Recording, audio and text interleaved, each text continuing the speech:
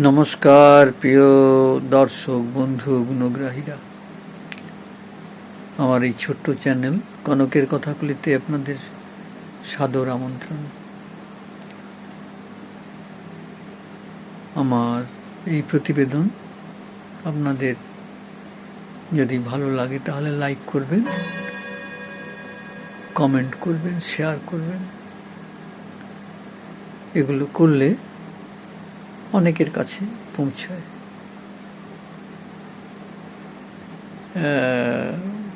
YouTube বা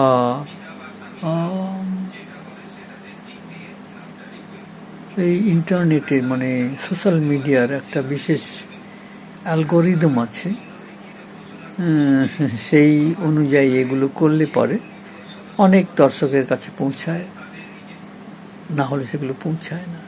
তাই আপনাদের কাছে আবেদন, এগুলো প্রতিবেদন আমার ভালো লাগলে আপনারা শেয়ার করুন, লাইক করুন। যারা সাবস্ক্রাইব করেননি তারা সাবস্ক্রাইব করুন। প্রিয় দর্শক, বর্তমানে কিছুদিন হলো আমাদের দেশে উথাল পাথাল চলছে নানা রকমভাবে।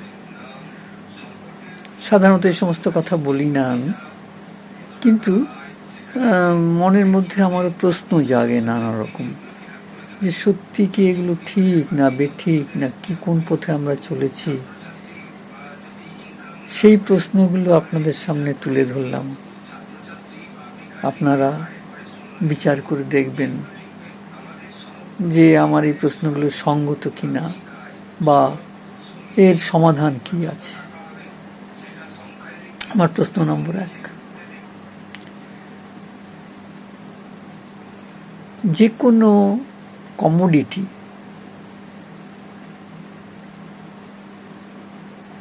বাজারের চাহিদার উপর নির্ভর করে, বাজারের চাহিদার উপর তার মূল্য নির্ভর করে, তাই না? আমি এখানে একটা বিশেষ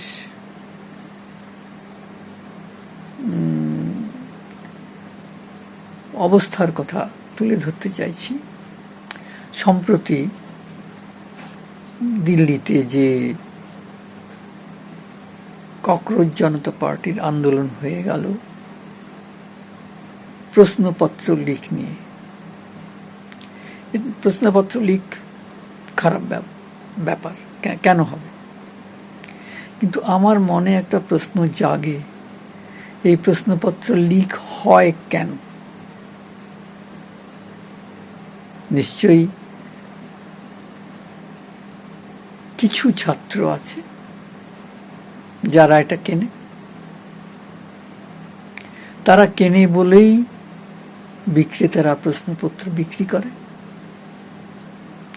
যদি ছাত্রদের মধ্যে এই প্রশ্নপত্র আগে থেকে জেনে নেওয়ার প্রবণতা না থাকতো, তাহলে বিক্রি হতো না। আমরা অনেক সময়ই দেখেছি, পড়াশোনার সময়, টিউশনের সময় বা ক্লাসরুমে কোন প্রশ্নটা খুব ইম্পর্টেন্ট সেটা জিজ্ঞাসা করা হয়, প্রশ্নপত্র বেছে নেওয়া হয়, সাজেশন দেওয়া হয়। কেন? কারণ আমার মনে হয় ছাত্ররা কোনো বিষয় পুরোটা পড়তে চায় না, তারা স্কিপ করে করে পড়তে চায়। অল্প পরিশ্রমে বেশি ফল লাভ করতে চায়। এটা তাদের দোষ নয়, কিন্তু মানুষের প্রবণতা এটা। এর উপরই তো ভিত্তি করে সম্ভবত এই প্রশ্নপত্রে সাজেশন দেওয়া হয়, ইম্পর্টেন্ট দাগিয়ে দেওয়া হয়, শেষ পর্যন্ত সেটা আসে প্রশ্নপত্র লিকেজ বা বিক্রিতে, যা বহুমূল্যে বিক্রি হয়। এক্ষেত্রে লোভ কিন্তু দুই পক্ষেরই আছে, ছাত্ররা এবং যারা বিক্রি করে উভয়ই সমান দোষী। একটা কথা আছে না, অন্যায় যে করে আর অন্যায় যে সহে, তারা দুজনেই সমান দোষী। এক্ষেত্রে শুধুমাত্র সরকারকে চাপ দেওয়া হবে কেন? কেন আমাদের চেতনা উদ্বুদ্ধ হবে না যে আমরা নিজে থেকেই এই প্রশ্নপত্র লিকেজ বন্ধ করব? নাকি এর পেছনে কোনো গুরুতর আন্তর্জাতিক রাজনৈতিক খেলা চলছে? বন্ধুরা, আপনারা ভেবে দেখুন, এই যে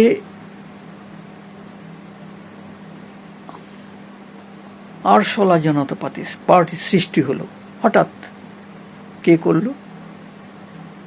আমেরিকায় থাকা একজন ভারতবাসী।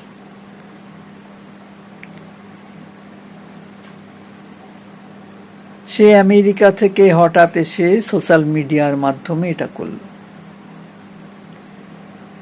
তার পিছনে পিছনে আমরাও সবাই ছুটে গেলাম।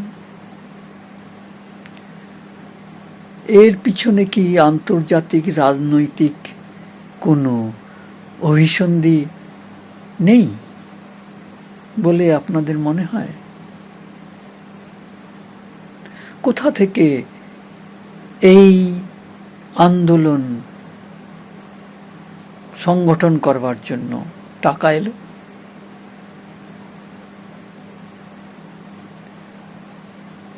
আমেরিকার অধিবাসী সেই ব্যক্তি ভারতবর্ষে হঠাৎ এলো, আরও দু একজন এলো, তারা এসে একটা আন্দোলন গড়ে তুলল এবং চাপ দিল সরকারের ওপর। এই সরকারকে আস্তে আস্তে আস্তে করে এমন চাপ সৃষ্টি করার চেষ্টা করেছিল এরা, যাতে মনে হয়েছিল যে এই সরকার অত্যন্ত চাপে আছে, টলমল অবস্থায় আছে। বহির্বিশ্বের উন্নতির অনেক ক্ষেত্রেই হেডলাইন হয়েছিল যে ভারত সরকার চাপে। কেন? তবে কি আন্তর্জাতিক কোনো চক্র চায় ভারতবর্ষে যে সুস্থিতি আছে, ভারতবর্ষ যে অর্থনৈতিক দ্রুতগতিতে অর্থনৈতিক উন্নতি করছে, এটা আন্তর্জাতিক ক্ষেত্রে কাউরো কাউরো চক্ষুশূল হয়ে উঠছে? ভারতবর্ষ সামরিক ক্ষেত্রে যে অত্যন্ত অগ্রসর হয়েছে এবং ক্রমাগত অগ্রসর হয়ে চলেছে, এটা কি কারো পছন্দ হচ্ছে না? যে ভারতবর্ষ একসময় বাইরের থেকে অস্ত্র আমদানি করত, সেই ভারতবর্ষ এখন অস্ত্র রপ্তানিকারক দেশ হিসাবে গণ্য হচ্ছে। এটা কি কারো পছন্দ হচ্ছে না? কিছু আন্তর্জাতিক শক্তির, তারা কি চাইছে ভারতবর্ষে এই রকম ছাত্র আন্দোলনের নাম করে, যেমন ভাবে হয়েছিল নেপাল, শ্রীলঙ্কা, বাংলাদেশ, তার মতো করে ভারতবর্ষে একটা অস্থিরতা তৈরি করতে, এবং সেই অস্থিরতা একটা সময় গিয়ে ভারতবর্ষের সুস্থিতি নষ্ট করতে? তারা কি চাইছিল যে ভারতবর্ষ এলোমেলো হয়ে যাক, যাতে তারা লুটে পুটে খেতে পারে? ভারতবর্ষের মধ্যেই তো এমনিতেই টুকরে টুকরে গ্যাং রয়েছে।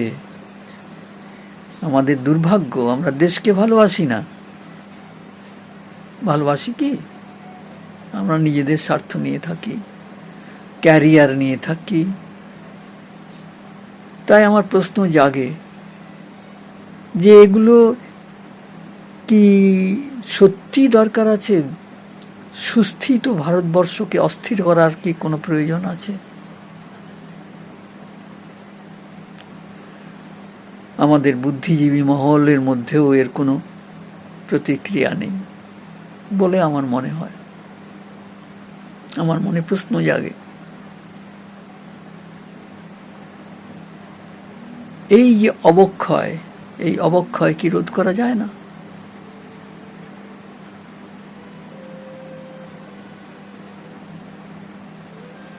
কম পড়ে, কম পরিশ্রম করে বেশি লাভ করার চেষ্টায় ছাত্র সমাজ মেতে আছে। তাকেই ভিত্তি করে কিছু রাজনৈতিক দল, যাদের কাছে কোনো এখন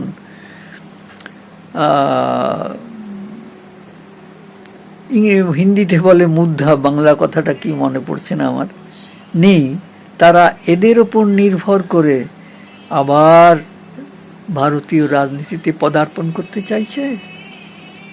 তাই কি? এরা তো ছাত্র নয়। আবার দিল্লিতে যে ছাত্র আন্দোলন হলো, সেখানে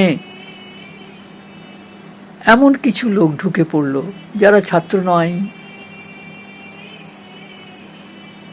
তারা সেখানে কিসের জন্য ঢুকলো?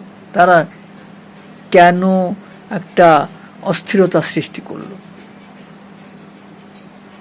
এর কোনো উত্তর আছে?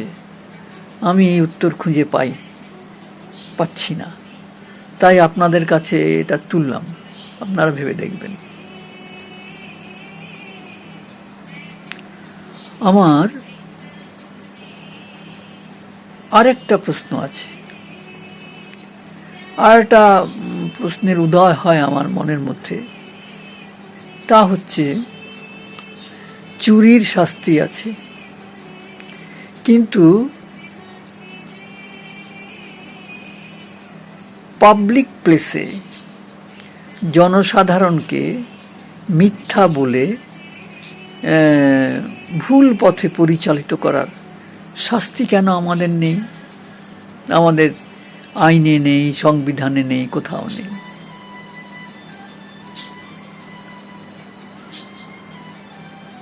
সম্প্রতি পার্লামেন্টে দাঁড়িয়ে বিরোধী দলনেতা বলেছিলেন যে এই দিল্লির যে আন্দোলন হয়েছিল সেখানে নাকি গুলি চলেছে।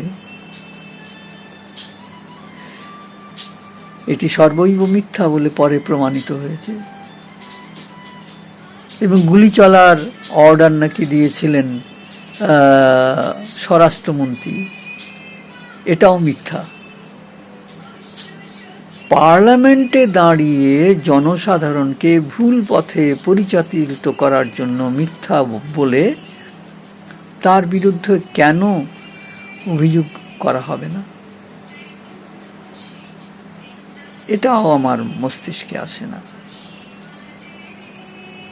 আর সবশেষে বলি, পার্লামেন্টে দাঁড়িয়ে ওই বিরোধী দলনেতা বলছেন ভারতবর্ষের জনসাধারণ তিনটি ভাগে বিভক্ত: স্টুডেন্ট, ইডিয়েট আর অন্ধভক্ত, যারা ওই ইডিয়েটদের ফলো করে। ভারতবর্ষের জনগণকে ইডিয়েট বলার অধিকার তাকে কে দিয়েছে?